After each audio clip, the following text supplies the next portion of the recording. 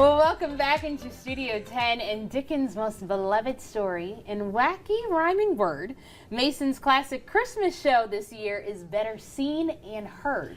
From ghosts of past and present to Timmy and Lou Who, this festive holiday tale is a gift from them to you. And to help us kind of continue this rhyme, maybe in a lot better way, is part of the cast of Suessified Christmas Carol. Welcome into Studio 10, Doug. Thank you very much. I appreciate being here today. We're happy to have you here because we know it's opening night as well. So the fact that you made time for us, we're very, very appreciative of. But we've seen so many different versions of Charles Dickens' A Christmas Carol because, you know, the heart of that story really stands the test of time. But I wanted to ask, tell us how is being Suessified enhance the tale? Well, of course, everybody knows Dr. Seuss did everything in rhyme. So this entire play that we're going to be putting on as our main event tonight and on Saturday and on Sunday is all done in rhyme. Ooh, Yep.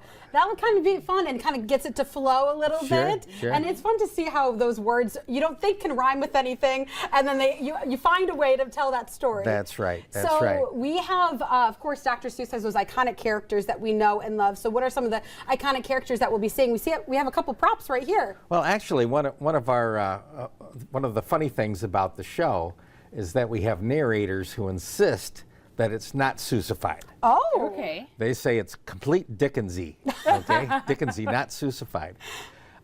They admit it near the end of the show, of course. But we did some fun things. This is actually a radio play, so we actually read from a script. And so it's like you're going to an old-fashioned radio play from the 1940s or 1930s. And we do some things for the audience, though, because you're right, we do have some costume props.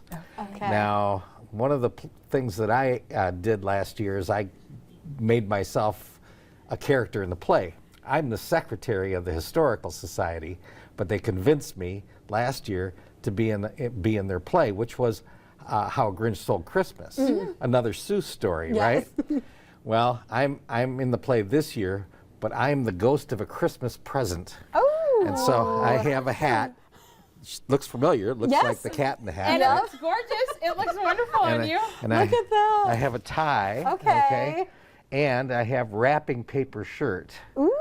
So I'm a ghost of a Christmas present. Get it? Yeah. Oh, I get Get it. Present. Yeah, Christmas present. Presents. Yeah. I see Yep. what Well, they you did certainly there. are present for us this Friday afternoon. So tell us what the rehearsal processes look like for you too. One of the things that this group does is called Generations Community Theater. And Ted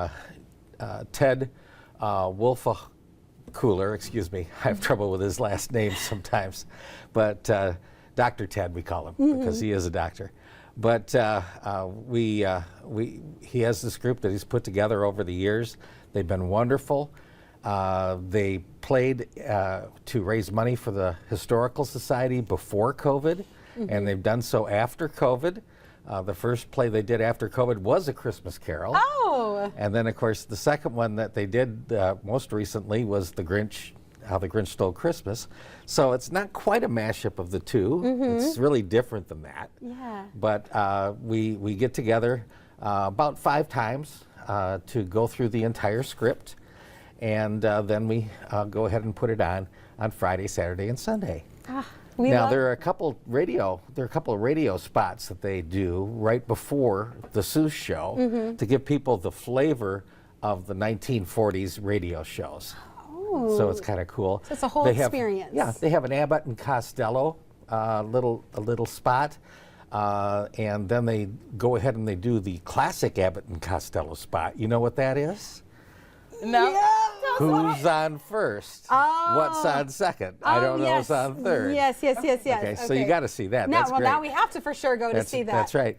And then they do a little thing from the Bickersons about a Christmas thing. So that's kind of cool. Before they do the main show. Ooh, look, a little tease, a Yep. little opening That's right. act. That's right.